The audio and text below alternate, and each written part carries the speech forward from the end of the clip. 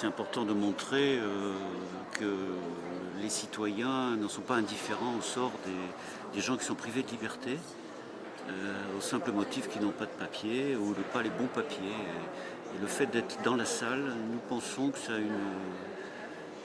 peut avoir une incidence sur la justice. Parce que vous trouvez que c'est injuste, que c'est pas... Absolument. Le fait de circuler sans les bons papiers, pour nous, c'est une infraction, c'est pas un délit. Donc ça ne justifie pas un enfermement. Et là, Privation de liberté. Une privation de liberté, en plus sans en connaître la durée, c'est extrêmement dur à supporter. L'expérience qu'on a par les visites qu'on fait aux retenues prouve que les gens, au bout de quelques jours, très rapidement, perdent pied, ne dorment plus, perdent l'appétit. C'est très difficile psychologiquement. Et beaucoup sont détruits lorsque ça dure, ça peut durer jusqu'à 90 jours. Voilà. Dans la salle 2 à côté, il y a une personne qui est restée 60 jours déjà. 60 jours.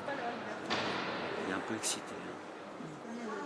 et là ces deux Afghans notamment, ce sont des gens à qui on a quelque chose à reprocher.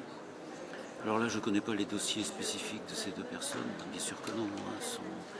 Vous avez, il y en a un dont j'ai entendu parler, qui est hébergé, qui est connu, qui fait même du soutien en langue allemande dans le village où il habite, et qui a une très bonne réputation, qui est très bien inséré. Donc, aucun problème, au contraire. C'est quelqu'un qu'on aimerait bien avoir parmi nous.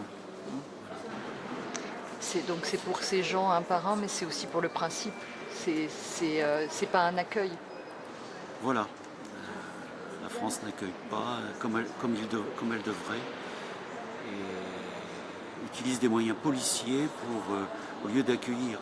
On ne met pas pour essayer de mettre en place un système d'expulsion, on utilise la police. Pour nous, c'est pas normal. Et en plus, c'est une sorte, si on peut appeler ça un hébergement, le centre de rétention, un hébergement tenu par la police. Vous imaginez l'ambiance. C'est pas normal. Un policier n'est pas fait pour ça. Il est fait pour courir derrière les voleurs et derrière les délinquants. C'est pas le cas.